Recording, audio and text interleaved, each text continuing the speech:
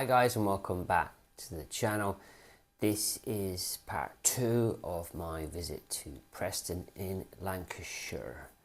I wanted to split it into two because I had a very fruitful visit at a retailer and I wanted them to get everybody's full attention. This was a retailer called Peter Jackson. They have a range of watches, but they also have a small pre-owned Rolex section, and I really wanted to have a look at the quality of what they're offering versus their prices. If you're a subscriber, thanks very much. If not, consider hitting the subscribe button, and let's get into this video. So we're back outside having a look at some ephemeral pictures of Preston. This is just to give you a wherewithal where Peter Jackson's store is. So there you have an official Rolex authorized dealer called Whittles, and as you head down past Whittles, having Whittles on the right, you turn left into St. George's and you go straight down into the shopping centre, and just in the centre area on the left is a shop called Peter Jackson's. I believe he's an individual, he's a real person, and he has a couple of shops.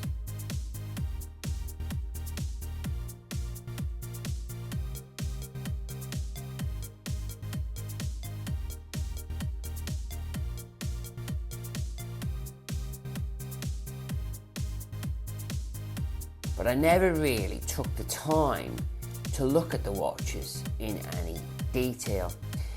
In particular, 3 watches caught my eye. You can see the Yacht-Master there, which is quite reasonably priced based on its condition, and that was the real winner of my visit to Peter Jackson's today.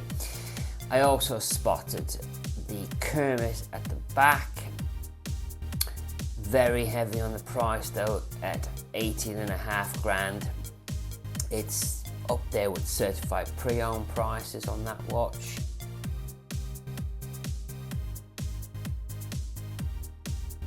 And then I spotted the deleted fluted motif dial blue Datejust on the right of the picture. It'll come up again in a second. It is a Jubilee bracelet with smooth, and I wanted to have a proper look at that watch, considering you cannot buy that watch. I know loads of people that were on waiting lists for that watch and never got the opportunity to buy it. Now let's go on to the Kermit first.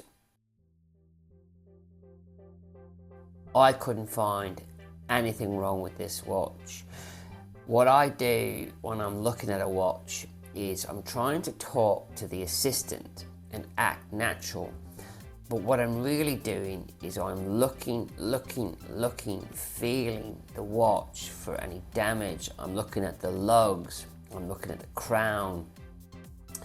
I'm just feeling everything possible, and then I'm just trying to get the watch on the wrist. Now in this case, you have the little hang tag thing there that I think is unnecessary. Maybe it helps justify the price of £18,500. There's absolutely no way I would pay £18,500 for this watch. For me, this watch is topping out, even though it's stunning, at 13 grand, and even then I wouldn't pay that for this watch.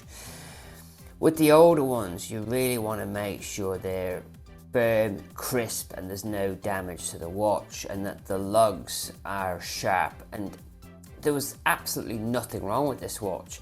And if money was no object and you wanted this watch and you were happy to pay £18,500 for it, I would recommend it.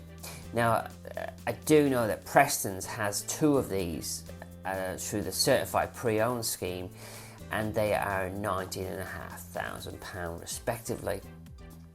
If you see me taking the watch away, what I was actually doing was I was holding the watch to my ear and listening to the winding of the movement, and it sounded beautiful.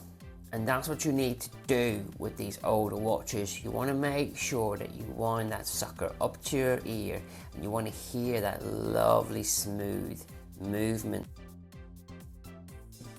That watch is absolutely superb, and if I really didn't care about money, that would be an instant purchase.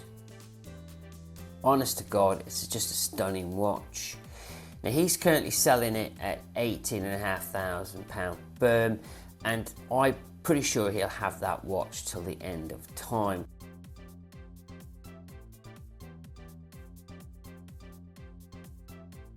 He also has a white dial Explorer that I made him an offer on a year ago.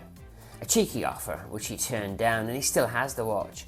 I mean, sitting on stock for a year is not good, is it, guys? Now, this was a particularly interesting watch. There are so many people that were waiting for these watches, and Rolex deleted them because they said they weren't popular. Well, that's horse shit, because I would have bought that watch in a heartbeat, in any configuration. I also would have bought the green fluted motif dial in any configuration. And there was hundreds and hundreds of us, maybe thousands of collectors that would have bought that watch. And I was talking to a young lady, and I said to the girl, I will offer you 500 above MSRP now for that watch. Because she said, what are you doing? What's all the camera work for? What are you really up to? And I says to her, I had to come clean. I said, right, I've got a YouTube channel. I'm just having a look at your watches. And she really wasn't interested in me anyway. So she was just happy that I had a reason for messing around with this watch. And, you know, I quite cheekily set my camera up and I'm videoing away while I'm talking to her. But they were asking £9,750 for a watch that sells for £7,300. Okay, so that's £2,500 more than the watch was worth because it was on a deleted dial. You can get the fluted bezel version of that watch, obviously not the same dial, for £9,300. So why would you pay £450 more for that? You just wouldn't. And I explained to the girl, sure, I'm here messing around. Sure, I'm not really here to buy, but if you ring Peter under Brenny's formula and he's willing to take £500 above MSRP, I'll take the watch now. I'll buy it instantly.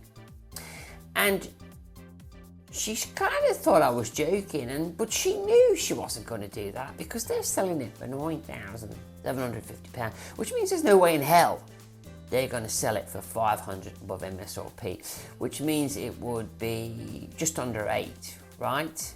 So that would be, in their eyes, just under a £2,000 discount. Well, it isn't. It isn't a £2,000 discount. It's what the watch is worth. If you go with Brenny's formula on any new Rolex, don't pay more than 500 above MSRP for it because it's just not worth it. And that formula is simple, guys. That's based on waiting 2 years for the watch, and by then it will be £500 more, and that's the only reasoning I put into that watch. And it is just a Datejust, and it's going to be a rarer dial, but that really doesn't mean it's going to be worth a fortune down the road. Maybe the green one will, but not this blue one. I hope that helps you in your own buying decisions. Now, let's move on to the real star of the show, which was the Yacht-Master. It's a Yacht-Master 40 silver dial. I've covered it in other videos, and I just looked at the watch and I kept looking at it and thinking, you're in great condition. Sure, it wasn't well looked after. It had, superficial marks on it, but a watch that age, I would have expected it.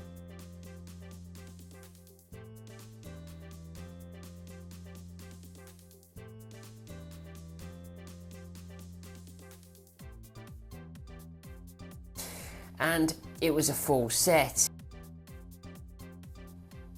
They were asking £8,950 for the watch, and I thought it was reasonable because it was a full set. Now, they service their own watches. In this video you'll see me take the watch away and I'll wind it to my ear, and it did sound a lot more crunchier than the Kermit, and that's why I think you should all do this. A standard with older Rolexes is hold the watch to your ear and you want to listen to that smooth action.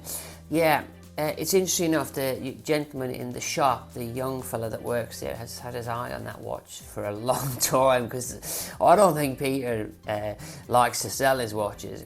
And I said, listen mate, if you wanted a one and done watch and you can get a little bit of discount off Peter, good luck with that one. That's the watch to buy. And then I bored the ass off him for a good 10 minutes telling him how great Yacht-Masters are. And I told him it's a one and done watch. I really was impressed with that watch. Absolutely stunning watch. I spent a lot of time looking at that watch. I have to say, Peter, I'm not here to sell you watches for you, but I think that one is quite well priced in the market. You see it now, I took it away because I wanted to hear it on my ear. Just to take you back a second, there was an error on the Datejust.